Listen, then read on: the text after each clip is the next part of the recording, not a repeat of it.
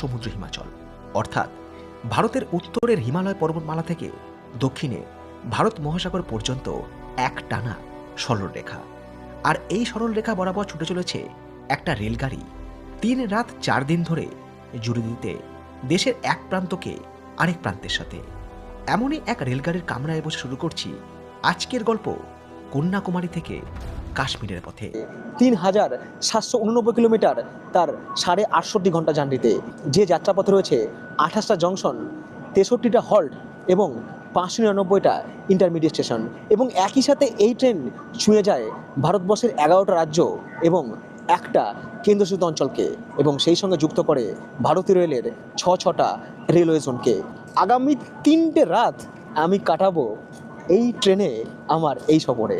আর এই ট্রেনের নাম হচ্ছে ট্রেন নাম্বার ১৬,৩১৭, কন্যাকুমারী থেকে শ্রী মাতা বৈষ্ণোদেবী কাটরা সাপ্তাহিক হিমসাগর এক্সপ্রেস। দেখেন, হিমসাগর এক্সপ্রেস প্রত্যেক সপ্তাহে শুক্রবার বেলা 2:15 কন্যাকুমারী ছেড়ে পরপর 3 রাত চলে 4 নম্বর দিন সকালে অর্থাৎ সোমবার এই ট্রেন ঠিক সকাল 10:35 শ্রী মাতা বৈষ্ণোদেবী কাটরা পৌঁছা।